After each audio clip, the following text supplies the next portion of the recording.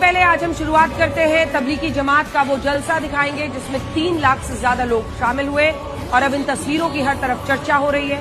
चर्चा का कारण यह है कि लाखों लोगों के शामिल होने के बावजूद इस जलसे का आयोजन शांतिपूर्ण और व्यवस्थित तरीके से हुआ, इसमें भाईचारे की मिसाल पेश। अगर आप इन तस्वीरों को ध्यान से देखेंगे तो आपको दूर दूर तक सिर्फ लोगों का सैलाब नजर आएगा। 3 दिनों तक चलने वाले इस जलसे में अलग अलग शहरों और राज्यों से मुस्लिम समुदाय के कई समूह शामिल हुए। बड़ी बात है ये, क्योंकि हमारे देश में भीड़ का प्रबंधन नियंत्रण आसान नहीं होता और कई बार इस तरह के आयोजनों में भगदड़ का खतरा बना रहता है। लेकिन तबलीगी जमात के इस जलसे में न सिर्फ 3 लाख लोगों की भीड़ आई, बल्कि इस आयोजन में हिंदू मुस्लिम एकता की मिसाल भी आज पेश की। इन तस्वीरों को देखने के बाद कई लोगों के मन में ये सवाल होगा कि आखिर तबलीगी जमात इन जलसों का आयोजन क्यों करता है और इस तबलीगी जमात में कौन से लोग होते हैं। तो असल में तबलीगी जमात का मतलब होता है एक ऐसा समाज जो अपने धर्म का प्रचार प्रसार करता है। तबलीगी जमात की शुरुआत सुन्नी इस्लाम के एक मिशनरी मूवमेंट से हुई थी और इसके संस्थापक मौलाना मोहम्मद इलियास कंधलवी थे।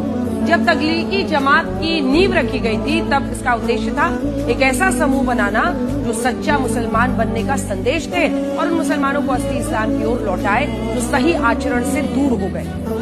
उनका नारा था, ए मुसलमानों सच्चे मुसलमान बनो। ब्रिटिश भारत में ये इस्लामिक आंदोलन तेजी से फैला।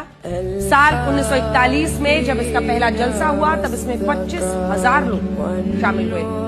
हालांकि विभाजन के बाद तबलीगी जमात भारत, पाकिस्तान और आज के बांग्लादेश में बढ़ गई और इसके बाद धीरे धीरे इसने 150 देशों में अपनी जड़ें जमा ली। 150 देशों में और आज अमेरिका से लेकर भारत तक तबलीगी जमात के कई जलसों का आयोजन होता है और इनमें लाखों लोग शामिल होते हैं। बड़ी बात यह है कि तबलीगी जमात कहता है कि इसका मकसद दूसरे धर्मों के लोगों का धर्म परिवर्तन कराना नहीं है, बल्कि इसका मकसद है इस्लाम धर्म को मानने वाले लोगों को इसका सही रास्ता बताना।